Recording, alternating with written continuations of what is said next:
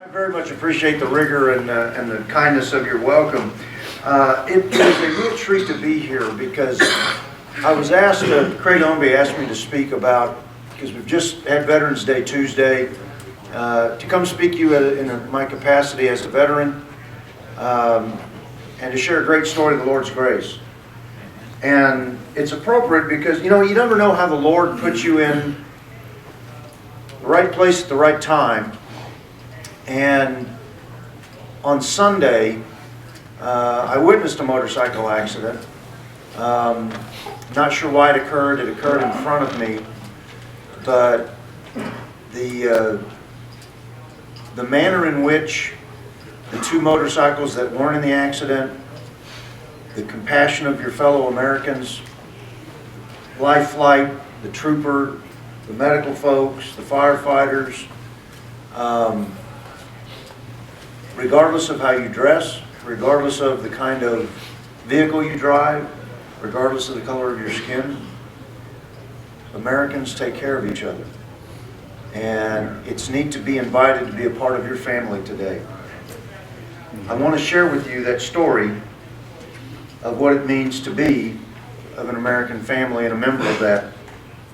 The morning of September 11th, I was serving as the military aide to the Deputy Assistant Chief of Staff for Installation Management. That's a nice big title for Chief Donut Getter in the Pentagon. Lieutenant Colonels are just galley slaves inside the Pentagon. Our staff director was hosting a conference, and so in working in the front office, we had a window office in the E-ring. The E-ring is the outermost ring of the Pentagon. In fact, when I received my officing here at the state capitol when I got elected, the Secretary of the Senate was, you're not going to be able to get a window office. And I said, I don't want one.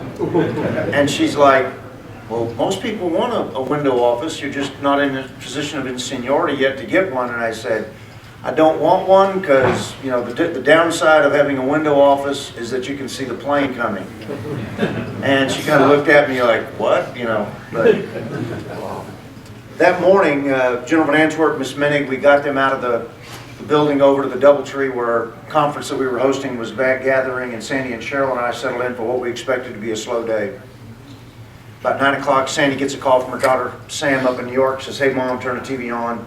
The World Trade Center has been hit by a plane, and we did in the Pentagon exactly what you were doing 13 years ago, whether it was that first phone call or the radio or TV, whatever the mechanism was that you were receiving word that the nation was going to have a great challenge that day. We went into Miss Menig's office, turned on the TV, and you see the North Tower with the antenna mast and that large, huge gaping hole, and the commentators on the news were talking about an accident. And well, that was our hope. In the back of our minds, there's that fear, that little voice telling us that this didn't smell right.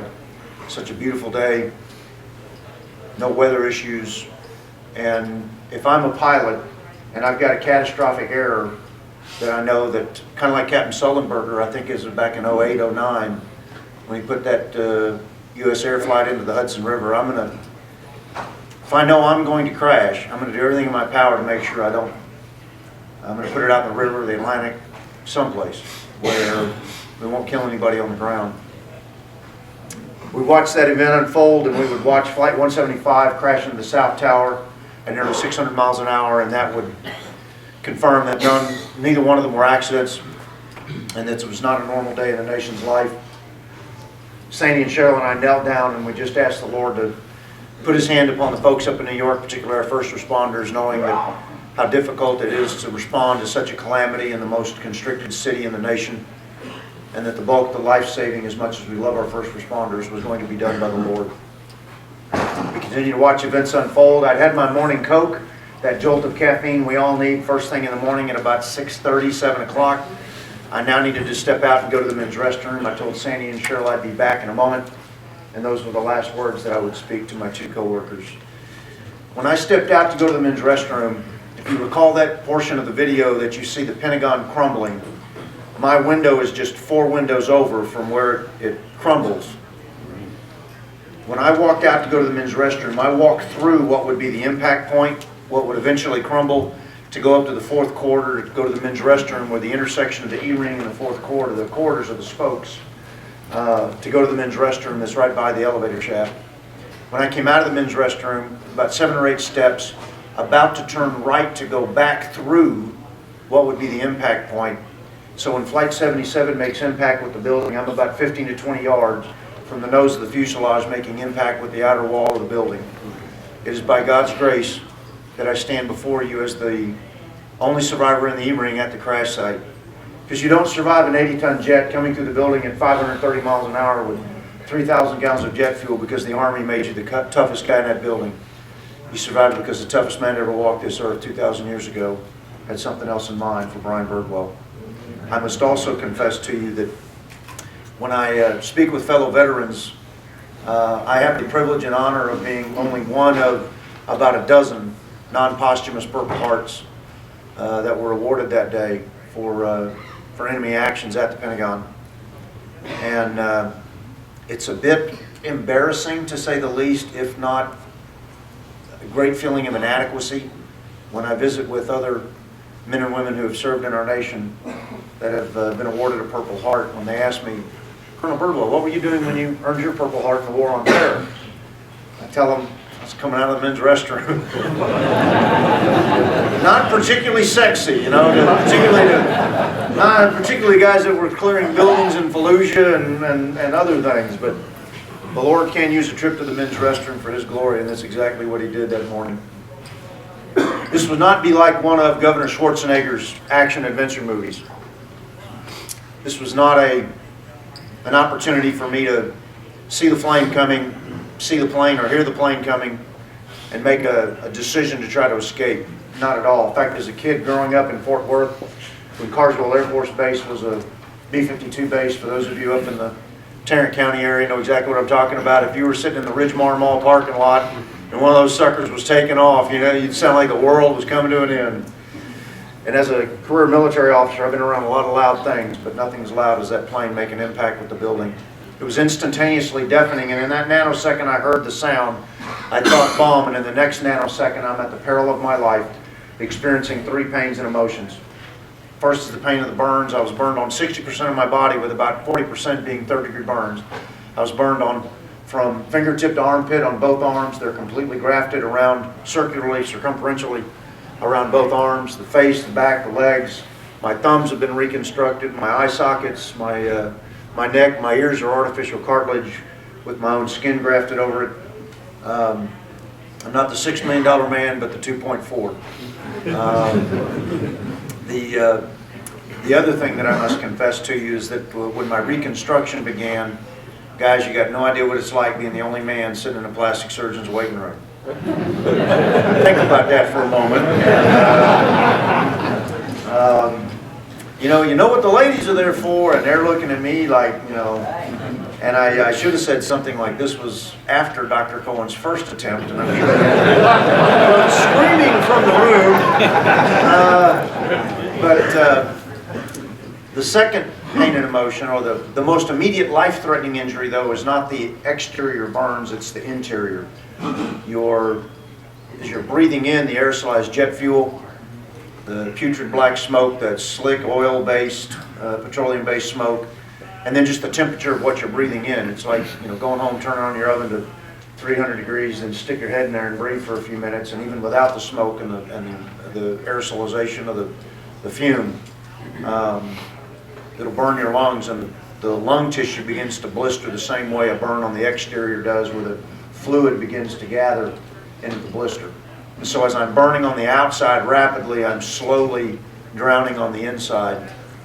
The second pain and emotion is the one that really defines the rigor of terrorism.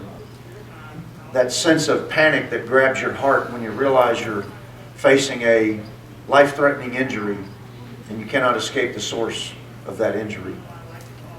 As I was struggling to survive, I could see yellow, orangish haze immediately to the front of me, and in the outer periphery of my vision, I could only see black.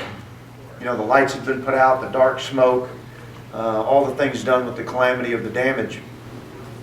And as I struggled to get up, The Lord creates every one of us with that survival instinct, that zest for living, that even in such calamity, without having to think about it, you're trying to struggle to get up. And I never could get to anything beyond all fours because of the damage of the concussion and the vacuum to my sense of balance and the inner ear. I could get to all fours, but then never get up and kept fumbling over and stumbling over. And these minutes or seconds seem to be taking an eternity. And I come to that point where I step over that line from the desire to live and to try to survive to crossing that threshold that says, okay, Lord, I got it. This is a horrible, terrible way to be called into eternity. And as I did so and as I struggled, I came to that realization, accepted my death, screamed out in a loud voice, Jesus, I'm coming to see you. Collapsed to the floor and waited to die. In doing so, I felt that third pain and emotion, and that's the one that deals with the permanency and the finality of death. I thought about Mel and Matt that morning and how I'd said goodbye, and how that the next opportunity that I would have to see them would be an eternity with the Lord. And as I lay there waiting to hear those words, well done, thou good and faithful servant. You know, the Lord's got a sense of humor. I wasn't really thinking about it in those moments, but I had a friend of mine tell me this, and I've latched onto it ever since. And he said, as you were laying there waiting to hear those words, well done, thou good and faithful servant, you didn't get the good and faithful servant part, you just got the well done part.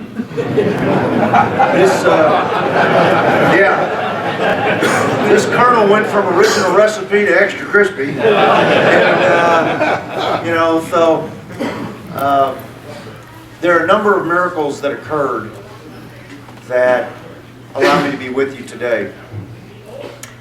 The interest of time does not afford me the opportunity to share all of those with you, because I do want to have an opportunity for y'all to ask a question or two before Tony comes up. As I said, the Lord puts people in your life for the right reasons. I wasn't able to tend to that motorcycle rider that was in front of me, but I was able to call 911, visit with the trooper as the most immediate eyewitness to what I'd seen in front of me. The Lord put 4 men in my life, and a number of others that day that would be the reason I would survive. Bill McKinnon, Roy Wallace, John Davies, and Chuck Knobloch are the 4 men that come out of the B-ring doors, the B-ring being the next to innermost ring of the Pentagon, in the 4th corridor. They come out trying to get to an area where they can find fellow co-workers that have been injured, and they come across me and they see me staggering out of the smoke and the fire that's behind me at the crash site. Roy Wallace is the first one. Roy is the first one that I see. And I knew Bill McKinnon. Bill and I had been classmates at Command and General Staff College at Fort Leavenworth, Kansas. Let me say that again, classmates at Leavenworth, Kansas, not yeah, it's right down the road though.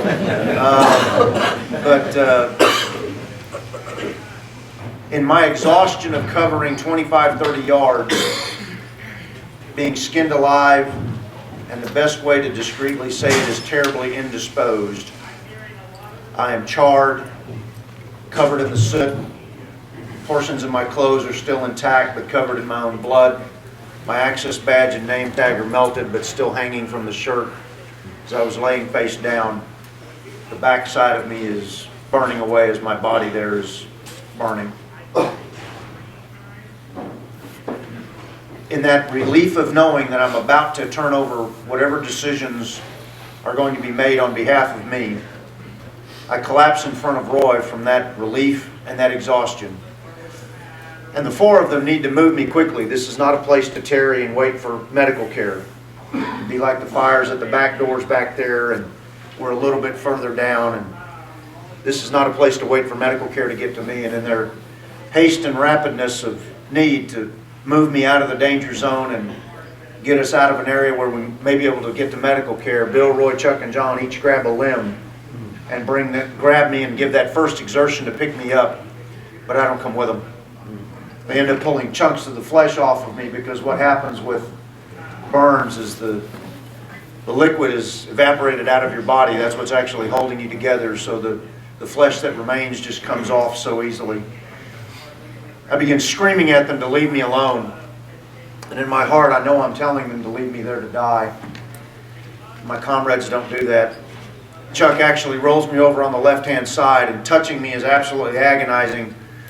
But in rolling me over, Chuck forcibly puts his arms underneath the torso on the left side of which I'm laying, and in doing so he takes parts of the back of the flesh. But essentially Bill, Roy, Chuck, and John shake hands with each other, gripping each other's arms, with my body weight resting on their connected arms, forming a litter that will, as they carry me through a B-ring door into the A-ring being the innermost ring of the Pentagon, furthest away from the crash site. And they'll take me to what eventually becomes a hasty triage site with my first medical care from a great Air Force doctor named John Baxter. You just got to know, as an Army guy, it's hard to say great and Air Force in the same sentence. But since he's the guy with the morphine, man, that made him a great doc. But Dr. Baxter will apply the morphine and the IV to my feet, because the only vein that he can find that isn't burnt or that he can identify is to take my leather shoes off, remove the sock that's remaining under the leather, and then put the morphine in the right foot, insert the IV into the left, and then I'll eventually be evacuated out to North Parking, and then from North Parking thrown in the back of a Ford Expedition, and then taken to Georgetown University Hospital. Being taken to that hospital is the seminal reason I know that the Lord is in direct control of who is in my life, for what reasons, and at what time. The attending physician at Georgetown University is Dr. Michael Williams.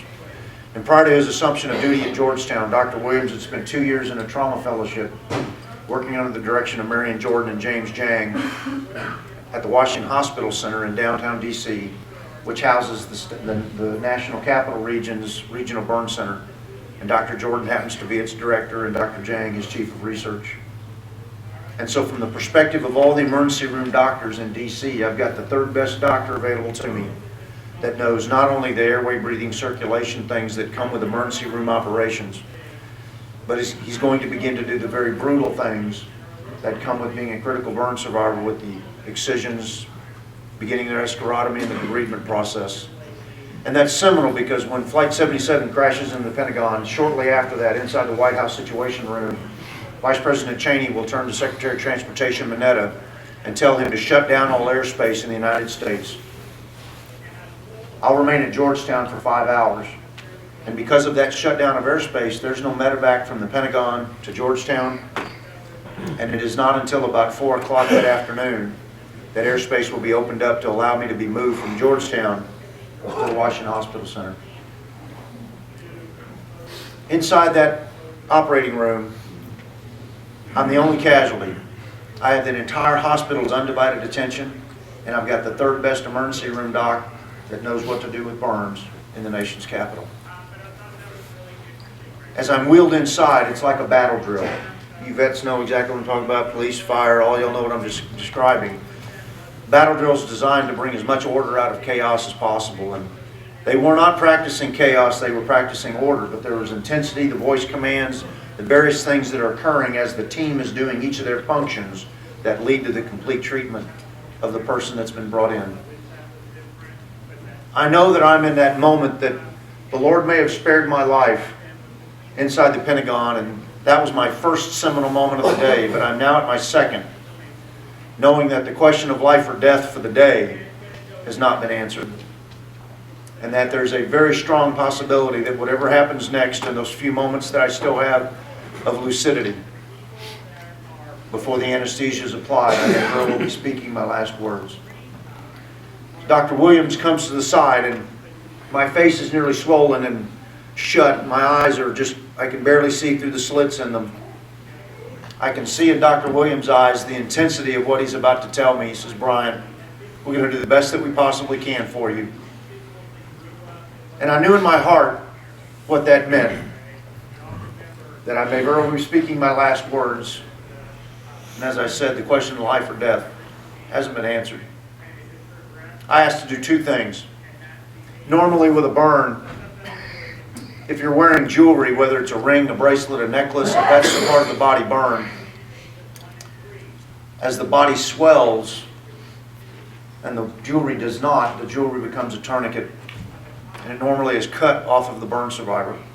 I didn't want the ring destroyed because there was no opportunity to speak with Mel or Matt beforehand. So I asked for the wedding ring to be taken off my finger, and you can imagine what my hands looked like. They looked like 5 blackened hot dogs extending from a burnt hamburger called the palm.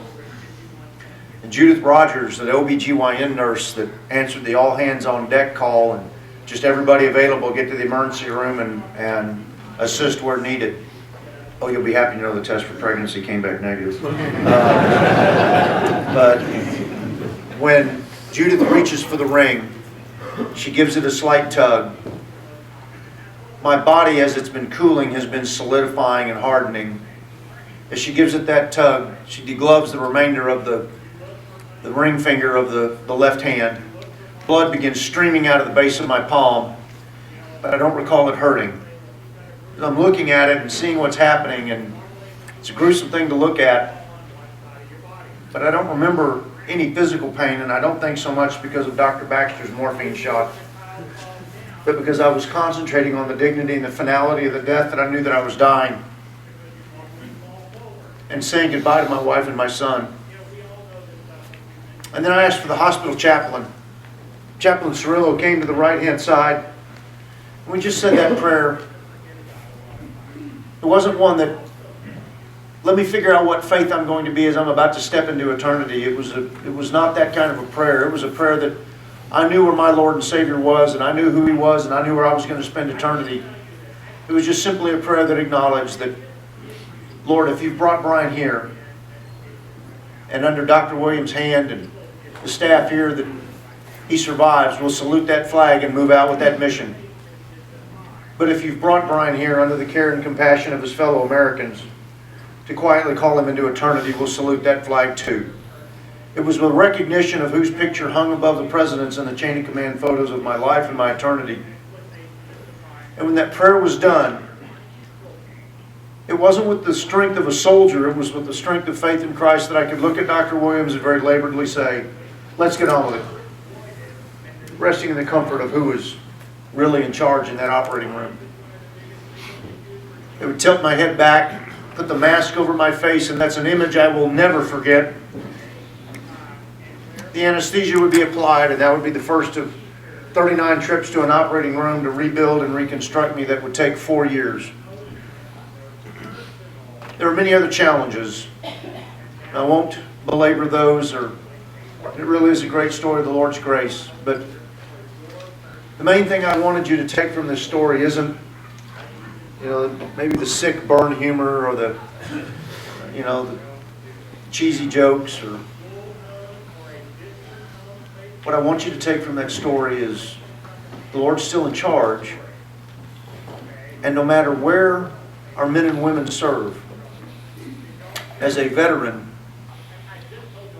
it isn't being on the battlefield in a far distant place and being the guy that pulled the trigger on bin Laden.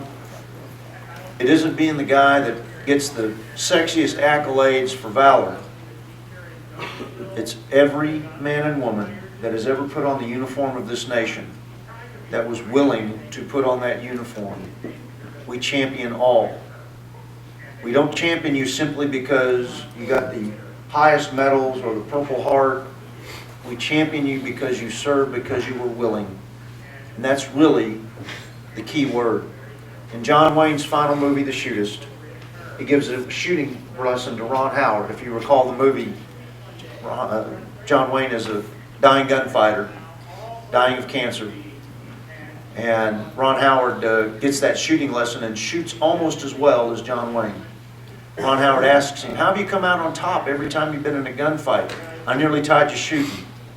And John Wayne's answer is the seminal answer. Even though it's to the character in the movie, it describes veterans. He says, it isn't being the fastest or being the most accurate that counts, it's being willing. I found out early that most men, regardless of cause or need, aren't willing. They blink an eye or draw a breath before they pull that trigger. I won't. In this nation, we still have great men and women that put on the uniform of this nation. And whether they served in peacetime, wartime, or even in wartime, they served sitting in a chair in some office building. Every one of them has been willing. They didn't blink an eye or draw a breath before they pulled that trigger on serving to defend our freedoms. And to you that are veterans, to you that are spouses of veterans, or your sons, or your fathers, or your brothers, uncles, aunts, thank you for the part you played in making sure that this nation receives and maintains its freedom. Thank you so much for your kind welcome. I look forward to just a couple of questions.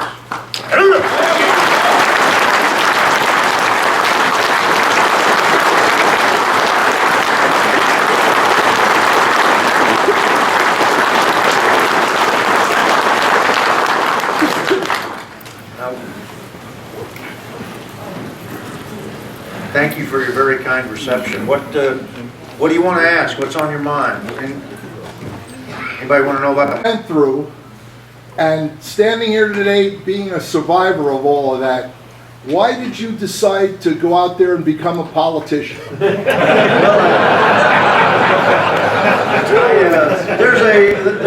There's a one. I want to try to be a statesman as opposed to a politician. A politician will tell you what you want to hear, and there's times that I have to visit with folks and I can't tell them what they want to hear, but I'd better have the candor to tell them the truth. I'd always been very politically aware, because for those that are not in uniform, the best way to retain your freedom and your liberties is the ballot box, and that's the sword through which the American people decide what's the philosophy of governance under which we will live. I don't want to say this tritely, but having been a member and retired member of the profession of arms, I've studied warfare and for my 20-plus year career. Colonel Clausewitz, who wrote on war, the famous quote out of that is, "War is politics by another means." So now I'm in politics, which is war by another means. So it's, I think I'm well suited to it. But no, it's more just when you've got a passion for not only service, but what type of service, the type of service that guards your liberties, guards your freedoms. All too often we've got folks that culturally in this country look for government to do something for them. I ran on the thought process associated with what's the real proper function of government, what level of government should be doing what, and then making sure that my duty as a state officer, my duty is to protect you from government. And while there's clearly a proper role and function of each entity of government and how it's structured, I always look at it from a minimalistic perspective, and having that on my heart and how the Lord put it on my heart, the right people that had asked me to think about running for office, and that it was the right time in life. My son was in college and about to graduate and the like. It made perfect sense to step forward and say, send me, here's what I believe, and as such the Lord blessed that, and here I am. But I also want you to recognize that in the tone of my answer that it is I was not elected to a position of authority over the people of Senate District 22. I was elected to a position of authority subordinate to the people of Senate District 22. And that's the perspective from which I try to serve to the best of my ability. Other questions? Let me take one more and then I'll turn it back over to you. So one more. Anything else for the Senator? Quick question. Yes, sir. Yeah. How old were you? I remember going through Vietnam era at a very young age to have all that happen to you. How old were you? I was 39, and your question is very prescient actually, because it's something I didn't say in the comment time I had. The normal way you calculate a burn survivor's chances of survival is you take the number 100, subtract the age of the burn survivor, and then the total body surface burn, whether it's first, second, third degree, because of the compromise of your skin is your immune system, your primary immune system. So with the loss of and the compromise of that system, when you take the number 100, the total body surface burn, and the age away, your chances of survival is what's left. I had a 60% total body burn at 39 years of age. Just from an exterior burn perspective, the chances of my survival were highly limited. In fact, there were a number of folks that, while Dr. Jordan wasn't ready to tell her yet that my survival was limited, we weren't at that point yet, but there were others that were saying, you need to be thinking about this. So when you add the inhalation injury to that, I mean, I never should have survived impact. I never should have survived what I did in the building, and I never should have survived the duration of the challenges that you go through in the hospital and the like. That's why a child with a large burn has a better chance of surviving than a very senior adult with a small burn. And so the Lord was, you know, even with the Lord on your side, 1% works. So, hoo-ah. Thank y'all for Thank your very you, kind Senator reception. Birdwell.